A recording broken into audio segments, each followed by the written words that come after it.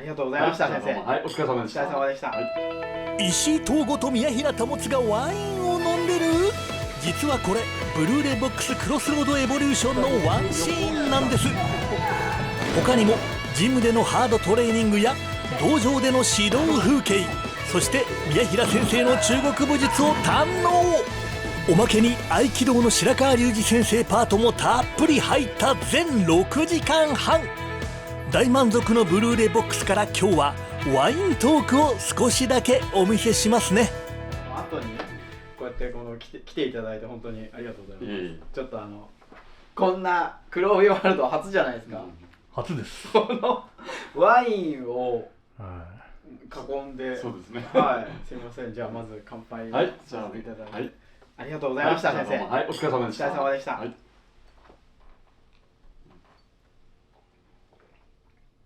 似合う。いいですね。似合うよ、先生。美味しそう。いや、そのぐらい。似合うでしょ。普段はお家でワイン飲んだり。飲まないですよ。飲まないですね。そう、さっきお話してたんですけど、普段お酒を飲むかという話で、宮平先生当然毎日指導されて、で遅いんですよね。そうですね、時間帯が。そうなんですよ。そう。なので僕も結構終わって帰ると1時とかになっちゃうので、あまり普段お酒を飲む機会ないんですけど、今日はね、このワインを開けて宮平先生に迫っていきたいの。貴重な機会ですね。だからいろんなお話をね。まあね、今日昼間聞けなかったようなことを聞いたりとか、まあどうぞ自由に。飲んで。飲んで。じゃあ飲みましょうか。はい。お願いします。はい。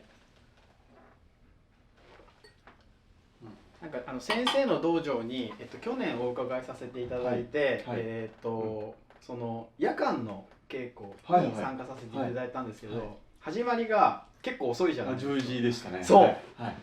これ始まり10時ってなかなか、まあ沖縄は少し遅い時間帯とはいえ、沖縄タイムなんですか？沖縄タイムなんではないんですけど、そうですね、その前に一つクラスが入ってまして、それが8時スタートですかね。なので今10時にちょっとなってしまってるんですけど、スタートで終わりが12時っていう、なかなかの、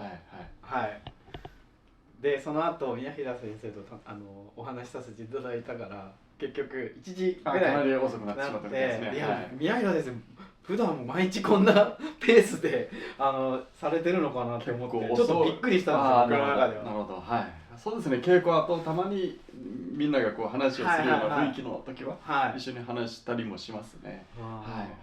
なんかそのすごい道場の雰囲気とかが僕はすごい好きだなって思って、なんかすごいいい道場の空気感で、ありがとうございます。楽しかったです。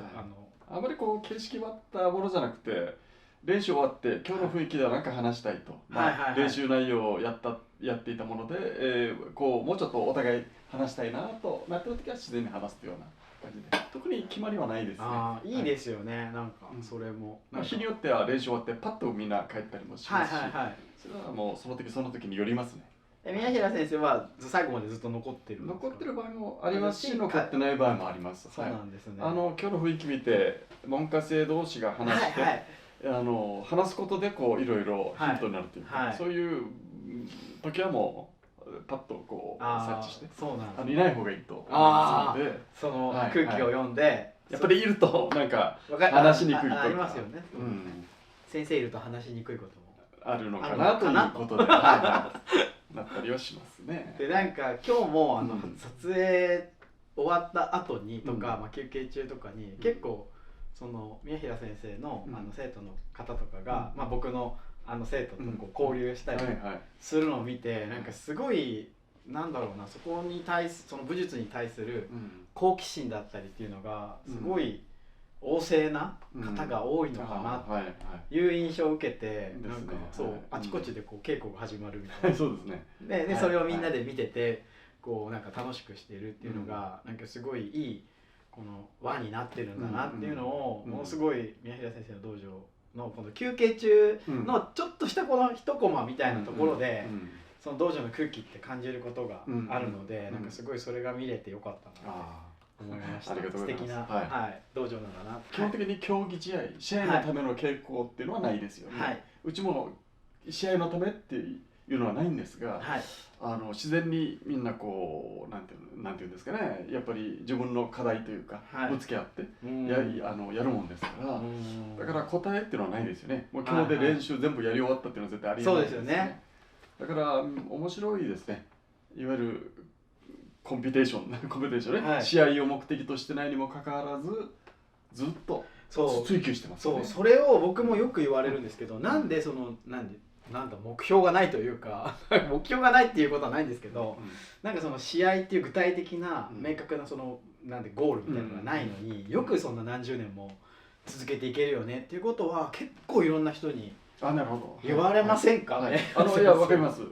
でもこれ比較的こう短い目線で見ると、はい、競技というのがあったら、はい、まあこれに、すごくモチベーション上がるっていうのは理解できるんですけど、でも一見目的がないようで結局みんな目的はあるわけですよね。そうですよね。まあちょっと漠然としてますけど、まあ、極めたいというふうなことはみんな思ってると思いますので、はい、なのでそうですね、これは目標をどこに置くかっていう違いなんじゃないですかね。うちの道場のこう棋風ですと、まあなんとなくですけど後輩たちは先輩たちの背中を見て、試合とかそういうことではないんだなという雰囲気が道場の中ではもう自然に出来上がってるっていうことですね。そうですよね、だからそういうのを見てこう、新しい人が入ってきて、育っていくっていう、素敵です。おそらく石井先生の道場も同じような感じだと思うんですね。まあそうですね。はい。試合云々ではなく、なんか独特ですよね。その武術ってやっぱそのモチベーションに関して言うと、なんか僕はなんかそのすっきり今日稽古すっきりしたっていう日がそんなになくて。なんかこれって武術やってる人あるあるなのかなってちょっと自分の中で思ったりするんですけど、こうなんかフィットネス的なこのスッキリってあんまりなんか常に僕モヤモヤしてモヤモヤっていう言い方あれですけど、そうですね、何かこう課題がこうずっと常に自分の中にあって、それをこうなんていうんですかね、超えるためにこう日々粛々とやるっていう感じなので、なんか来てスッキリしたっていうのってあんまりない。フィットネスではないですからね。ないですよね。常に課題ですよね。はい。今日気づいたら次のそうですね。階段がということになるから。はい。宮平先生もそうやってこうというふうにずっとやっぱ続けてると思います。はい。当然ですけど、ゴールはないですよね。はい。ゴールはないんですよ。ゴールがない。そうですよね。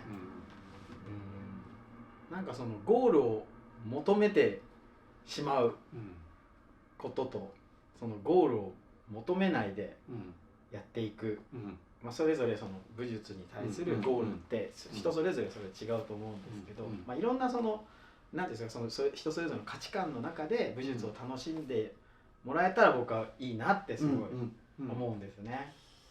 僕自身はゴールを求めていない、ゴールを求めてないというか設定してないっていうのは、決してこう大げさにこうストイックになってゴールは作らないんだって思ってるわけじゃなくて、結局やってることが面白いですよね。もうだからそうなんだ。楽しいので、そうなんだ。先生も、先生未だに楽しいんですか？面白いですよ。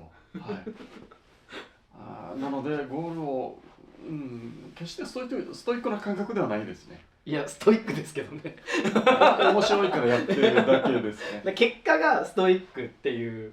そうなのかな。まあ周りから見たら考えたことはないですけどね。いやでも僕は今日宮平先生のその鍛錬器具とか見せていただいて、こうねボロボロになってる部分とかも見て、こう先生のこのいつもこうやってやられてるんだなっていうのを思うと、なんかすごいなんか嬉しくなりましたね。なんか宮平先生もこうやってこれだけのね、すごい先生でもう日々そうやって鍛錬されてこう日々練習しているんだなって思うと、本当に身が引き締まりました。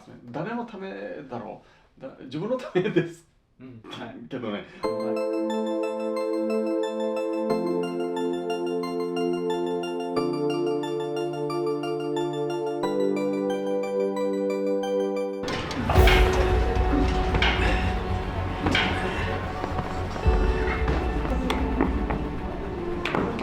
1、2。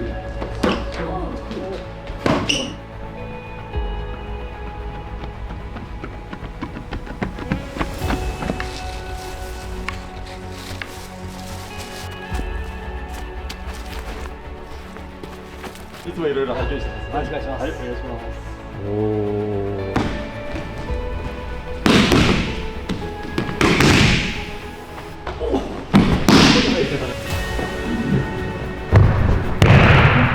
久しぶりです。下に行く横下。